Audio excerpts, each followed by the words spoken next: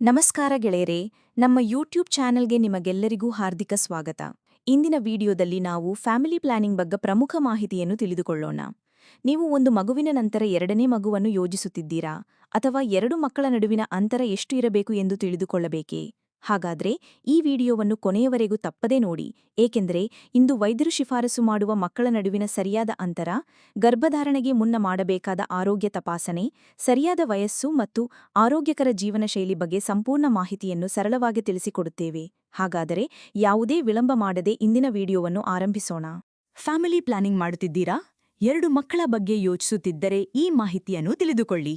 ಇತ್ತೀಚಿನ ದಿನಗಳಲ್ಲಿ ಅನೇಕ ದಂಪತಿಗಳು ಒಂದು ಅಥವಾ ಎರಡು ಮಕ್ಕಳ ಯೋಜನೆಗೆ ಆದ್ಯತೆ ನೀಡುತ್ತಿದ್ದಾರೆ. ಕುಟುಂಬದ ಗಾತ್ರವನ್ನು ಆಯ್ಕೆ ಮಾಡುವುದು ದಂಪತಿಗಳ ಆರೋಗ್ಯ, ಆರ್ಥಿಕ ಪರಿಸ್ಥಿತಿ, ಜೀವನ ಶೈಲಿ ಮತ್ತು ವೈಯಕ್ತಿಕ ಆಯ್ಕೆಯ ಮೇಲೆ ಅವಲಂಬಿತವಾಗಿರುತ್ತದೆ. ಮಗುವಿಗೆ ಉತ್ತಮ ಶಿಕ್ಷಣ, ಸಮಯ, ಪ್ರೀತಿ ಮತ್ತು ಭಾವನಾತ್ಮಕ ಬೆಂಬಲ ನೀಡಲು ಸಾಧ್ಯವಾದರೆ ಅದೇ ಆದರ್ಶ ಕುಟುಂಬ. ಎರಡು ಮಕ್ಕಳನ್ನು ಹೊಂದುವ ಬಗ್ಗೆ ಯೋಚಿಸುತ್ತಿರುವ ದಂಪತಿಗಳು ಕೆಲವು ಪ್ರಮುಖ ವಿಷಯಗಳನ್ನು ಗಮನದಲ್ಲಿಡಬೇಕು. ಗರ್ಭಧಾರಣೆಗೆ ಮುನ್ನ ಆರೋಗ್ಯ ತಪಾಸಣೆ ಮಾಡಿಸಿಕೊಳ್ಳುವುದು ಉತ್ತಮ. ಇದರಲ್ಲಿ ರಕ್ತ ಪರೀಕ್ಷೆ, ಥೈರಾಯ್ಡ್ ಪರೀಕ್ಷೆ, ರಕ್ತದಲ್ಲಿನ ಸಕ್ಕರೆ ಮಟ್ಟ, ತೂಕ ಮತ್ತು BMI ಪರೀಕ್ಷೆ, ಅಗತ್ಯವಿರುವ ವಿಟಮಿನ್ಗಳ ಪರೀಕ್ಷೆ. ಸರಿಯಾದ ವಯಸ್ಸಿನಲ್ಲಿ ಗರ್ಭಧಾರಣೆ. ಸಾಮಾನ್ಯವಾಗಿ 20 ರಿಂದ 35 ವರ್ಷದೊಳಗಿನ ವಯಸ್ಸು ಗರ್ಭಧಾರಣೆಗೆ ಸೂಕ್ತವೆಂದು ಪರಿಗಣಿಸಲಾಗುತ್ತದೆ. ಈ ಅವಧಿಯಲ್ಲಿ ಫಲವತ್ತತೆ ಉತ್ತಮವಾಗಿರುತ್ತದೆ.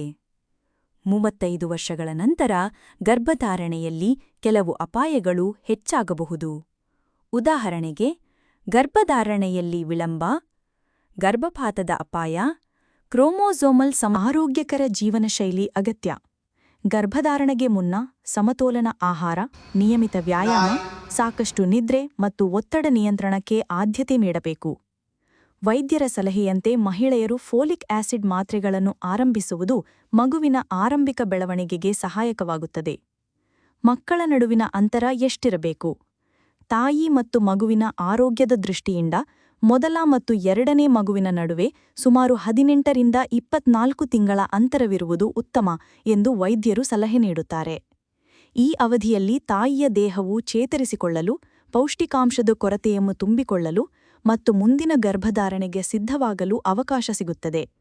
ತುಂಬಾ ಕಡಿಮೆ ಅಂತರದಲ್ಲಿ ಗರ್ಭಧಾರಣೆ ನಡೆದರೆ ರಕ್ತಹೀನತೆ, ದೌರ್ಬಲ್ಯ ಹಾಗೂ ಇತರ ಆರೋಗ್ಯ ಸಮಸ್ಯೆಗಳ ಅಪಾಯ ಹೆಚ್ಚಾಗಬಹುದು.